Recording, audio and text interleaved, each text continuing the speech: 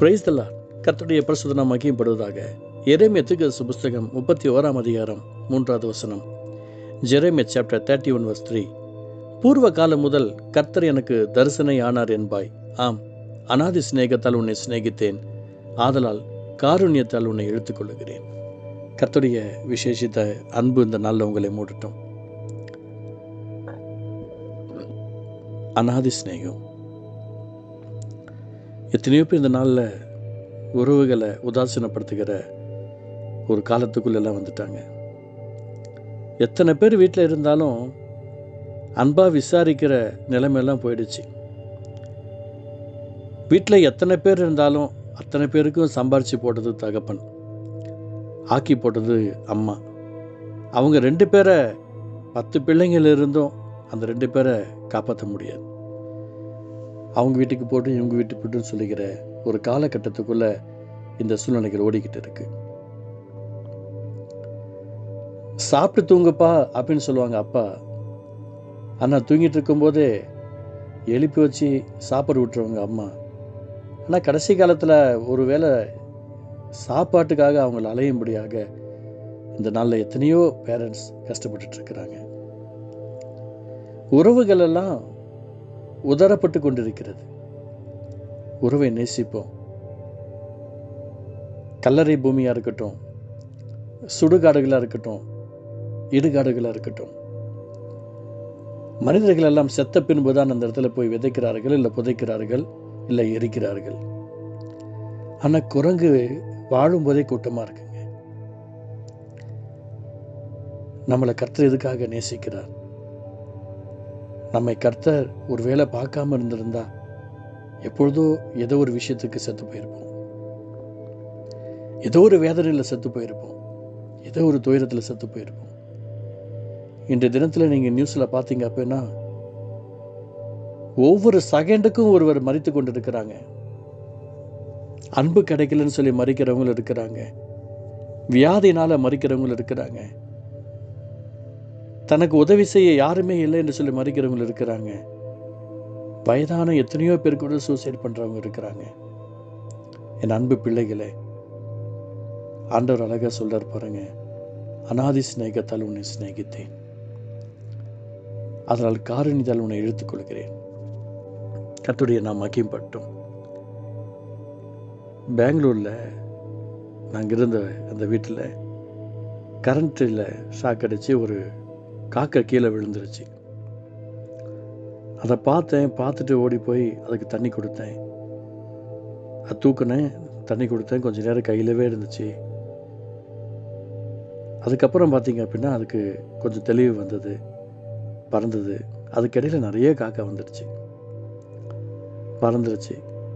ஆனால் அந்த காக்கா அடிக்கடி அந்த கூட்டத்தோடு கூட அந்த இடத்துல வந்துட்டு போயிட்டு இருந்தது. இன்னைக்கு நன்றி அறியாதவர்கள் தான் நிறைய பேர் இருக்கிறாங்க.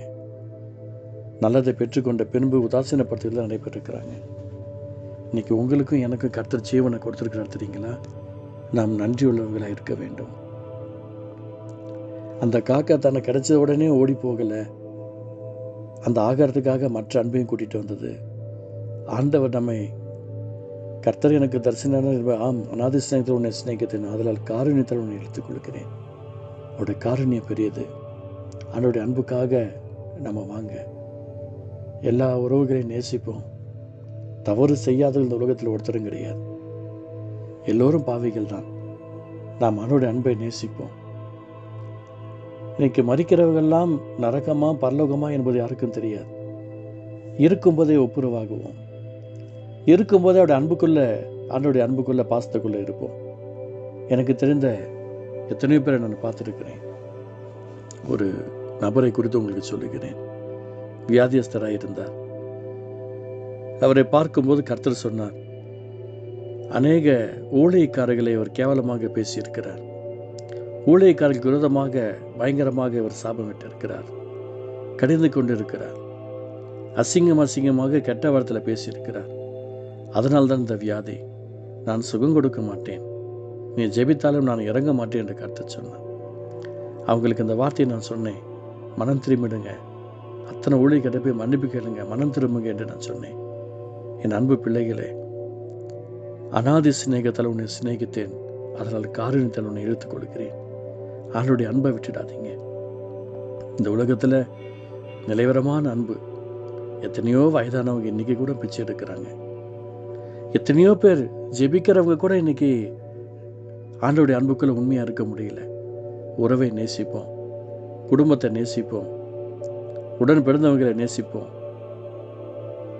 குரங்கை போல நம்முடைய வாழ்க்கை உலகத்து பிரகாரம் இராவிட்டாலும் ஆண்டவருடைய அன்புக்குள்ளே நம்ம ஒப்பு கொடுப்போம். செத்த பின்பு கல்லறையில் ஒன்றாயிருந்து என்ன பிரயோஜனம்? பிறந்தால் குழந்தை, இறந்தால் பிணம், அவ்வளோதான்.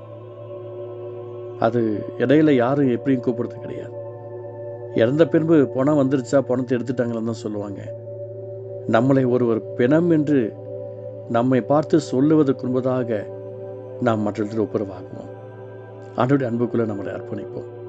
இந்த வார்த்தை கேட்கிற நீங்கள் யாராக இருந்தாலும் சரி, ஆண்டவர் நம்மை நேசிக்கிறார்.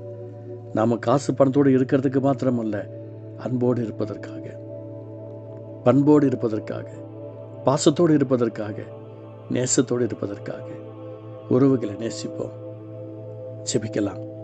அன்பு தகப்பனே, உம்முடைய நாமத்தை மகிமைப்படுத்தக்காத இந்த வார்த்தையை கேட்டுக்கொண்டிருக்கிற ஒவ்வொரு உள்ளங்களிலும் இல்லங்களிலும் தேவ அன்பு பூரணமாய் கிடந்து வரட்டும். உம்முடைய அன்பு கிடைக்காம எத்தனையோ பேர் மறித்து கொண்டிருக்கிறார்கள். எங்களை நீங்கள் தெரிந்து கொண்ட நோக்கம், நாங்கள் உம்மிடத்தில் வந்த மாதிரி இன்னொரு கூட்டத்தை உம்மிடத்தில் கொண்டு வருவதற்காக. நீர் இரக்கம் செய்யுங்கப்பா. அநாதி சிநேகத்தில் உன்னை சிநேகித்தேன், அதில் காரணத்தில் உன்னை இழுத்துக்கொள்ளுகிறேன்னு சொன்னீங்களே. எங்களை நீங்கள் நேசிக்கிறது போல நாங்கள் மற்றவர்களை நேசித்து உங்களுடைய அன்புக்குள்ளே கூட்டிகிட்டு வர கிருபையை தாங்கப்பா. இந்த நாள் அநேகர் உங்களுடைய அன்புக்குள்ளே கூட்டிகிட்டு வருகிற அந்த சுவிசேஷத்தின் அக்கினி ஒவ்வொருத்துக்குள்ளே பற்றி எறியட்டும். உங்களுடைய அன்பை ருசி பார்க்க இருக்கச் செய்யும். இயேசு நல்ல பிதாவே, ஆமேன், ஆமேன்.